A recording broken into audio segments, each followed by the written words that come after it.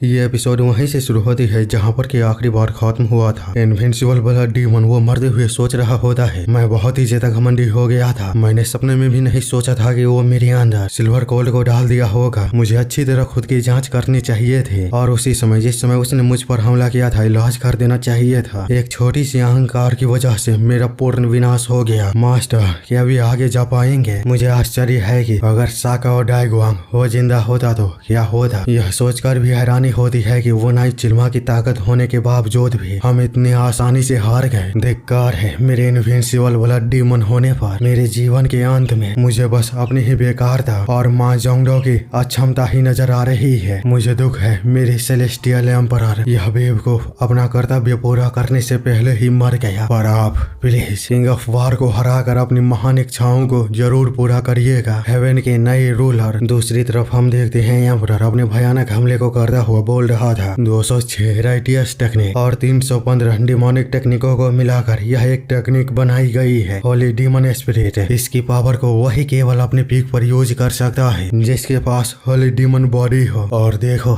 मेरे पास ये दोनों ही चीजें हैं। मैं इसे अपनी इच्छा अनुसार कंट्रोल कर सकता हूँ। अगर मैं चाहूँ इसे स्पीयर बनाना तो स्पीयर बना सकता हूँ, यदि मैं इसे चाहूँ स्वॉर्ड बनाना तो इसे स्वॉर्ड बना सकता हूँ। यह यूनाइटेड ऑफेंस और डिफेंस के लिए ग्रेटेस्ट आर्ट है। तो अब आगे बढ़ो किंग ऑफ वार और इसे रोकने की कोशिश करो। तो डैन उसका सामना करते हुए कहता है वाकई में तुम्हारी ये होली डिमोनिक टेक्निक कमाल की है। तो एम्परर उसे बताता है मेरे इस होली डिमोनिक स्पिरिट के अंदर स्वारिसेंट समा गया और ब्लेड एम्परर पूरी तरह से खत्म हो गया, जो कि साबित करता है होली डिमोनिक स्पिरिट को मानवीय शक्तियों के द्वारा रोका नहीं जा सकता। यह पूरी तरह से इनविंसिबल है। जिसको सुनता हुआ डैन कहता है क्या तुमने अभी अभी इनविंसिबल कहा? हेवनली आर्टिलरी जनरल के सामने कोई भी इनविंसिबल नहीं हो सकता। इसी के साथ वो उसे काफी ही ज्यादा जोरदार पंच को देता हुआ दूर फेंक दिया होता है, जहाँ पर कि एम्परर वो खुद को संभाल कर कह ही रहा था कि होली डिमोनिक स्पिरिट से पहले। तभी डैन उस पर फिर से अपने हेवनली थंडर का हमला करता है और उसे और भी ज्यादा दूर फेंक दिया था, जहाँ पर कि उसके पास तो कुछ बोलने के लिए बचा ही नहीं होता है। जबकि डैन वो सोच रहा था उसने अपने इंटरनल एनर्जी को इतना ज्यादा थिक कर लिया है कि वो मेरी क्यूए को ब्लॉक कर रहा है और अंदर जाने नहीं दे रहा। अगर ऐसी बात है तो ऐसी सिचुएशन में मेरे पास अब एक ही रास्ता बचा है। इसी के साथ वो क्रीपी स्माइल को देता हुआ अपना हमला करता है हेवनली आर्टिलरी जनरल का फोर्स ट्रिपल एनहाइलेशन ब्लास्ट, जिसको देखता हुआ एम्परर वो कुछ भी समझ पाता उससे पहले ही डैन का वो अटैक उसे आकर सीधे हिट करता है और एक जोरदार ब्लास्ट होता है, जिससे कि वो खुद को बचाता हुआ पीछे हटकर फिर से खुद को संभाल कर जैसे ही आगे बढ़ने की कोशिश करने लगता है तो एक पल के लिए लगता है कि डैन का हमला वो खत्म होने लगा था उसके ब्लैक ऑरा के संपर्क में आते ही, लेकिन दूसरे ही पल कुछ अजीब होता है। डैन का वो क्यूए फिर से ब्लास्ट करता है, जिसे देखते हुए एम्परर भी पूरी तरह से चौंक चुका था। उसे फिर से पीछे हटना पड़ता है, जहाँ पर कि वो सोच ही रहा था ब्लास्ट के अंदर से आ रही शक्ति बहुत ही भयंकर है। तभी दोबारा एक और खतरनाक ब्लास्ट उसके पास हुआ था, जिसको खाता हुआ वो सोचता है मैंने अपने जीवन में अनगिनत मार्शल आर्टिस्टों को देखा, लेकिन ऐसे टेक्निक को नहीं देखा जो इंटरनल एनर्जी को 3 गुना बढ़ाकर लगातार 3 बार ब्लास्ट करता हो। यह सचमुच में बहुत ही ज्यादा अजीब है, पर मेरे उम्मीद से ज्यादा परे नहीं। मैं अपने जीवन के सबसे बड़े दुश्मन से इतना तो एक्सपेक्ट कर ही सकता था। यही सब सोचता हुआ वो जैसे ही क्रीपी स्माइल को देते हुए अपने हेवनली स्टेप का इस्तेमाल करता है तो हम देखते हैं वो एक पल के अंदर ही डैन के सामने से गायब हो चुका था और उसके बगल में आकर उसे काफी ही ज्यादा जोरदार हिट देता है, जिसे लेता हुआ डैन वो कुछ भी समझ पाता उससे पहले ही एम्परर फिर से स्पेस को फाड़ता हुआ गायब हो चुका था और अगले ही बार उसके दूसरे साइड में अपीयर होता हुआ फिर से उसे हिट देता है। यानी कि वो वही टेक्निक का इस्तेमाल कर रहा था जिसके इस्तेमाल से उसने यूनिफजा को कुत्ते की तरह मारा था। हम देखते हैं अंत में एम्परर डैन को इतना जोरदार पंच देता है कि वो पहाड़ को तोड़ता हुआ कई किलोमीटर जमीन के अंदर धंस चुका होता है, यहाँ तक कि वो और भी ज्यादा लगातार अंदर जाते हुए सोच रहा था कि एक ऐसी टेक्निक है वो पलक झपकते ही मेरे पास पहुंच जाता है। मैं एक पल के लिए जैसे ही उस पर नजर रखता हूँ तो दूसरे ही पल वो मेरी नजरों से दूर हो जाता है। ये सब सोचता हुआ अचानक ही उसे कुछ महसूस होता है, वो फिर से आ रहा है। हम देखते हैं हवा में जिस तरह तैरता हुआ वो जमीन के अंदर उसके पास आ रहा था। उसे देखते हुए डैन को को एहसास होता है कि ये स्टेप तो हुआंग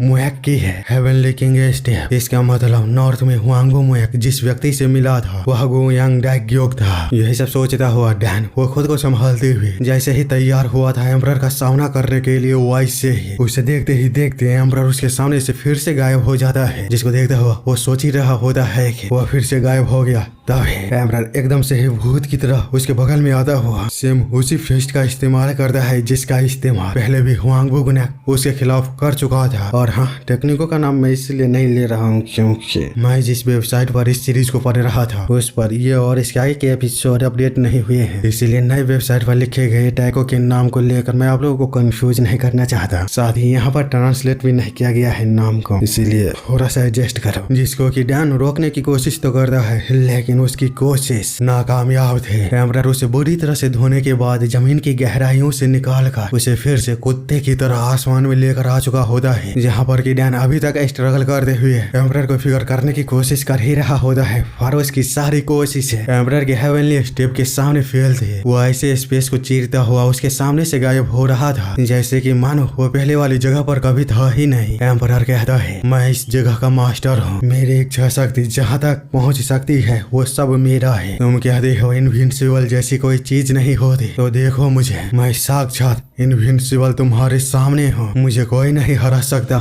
मैं सेलेस्टियल एम्परर हूँ, जीता जागता प्रमाण इनविंसिबल होने का। मैं मानवता के सीमाओं से परे हूँ। अगर मैं अपनी आखिरी मोह को त्याग दूं तो मैं आसानी से मॉडलों में शामिल हो सकता हूँ। इस दुनिया में ऐसा कुछ भी नहीं है जो मुझे नुकसान पहुँचा दे, न ही इस दुनिया में ऐसा कोई है जो मेरे सामने खड़ा हो सके। उसकी ऐसी घमंड भरी बातों को सुनता हुआ डैन वो हंसते हुए कहता है इमॉर्टल होने का जीता जागता प्रमाण अच्छा है, बहुत ही अच्छा है। वो कितना बोलते ही हम देख पाते हैं एम्परर के कंधे पर एक जोरदार ब्लास्ट हुआ था, जिसको देखता हुआ वो कुछ भी समझ पाता उससे पहले ही फिर से एक खतरनाक ब्लास्ट होता है, जिसे खाता हुआ वो सोचता है बिल्कुल भी नहीं, आखिरकार उसने मेरे अंदर ये किया। तो डैन उसे बताता है मेरी यह मार्शल आर्ट एक ऐसी वेपन है जो कि मॉडलों तक को निकल सकता है, इसे मैं हेवनली आर्टिलरी जनरल का फोर्स कहता हूँ।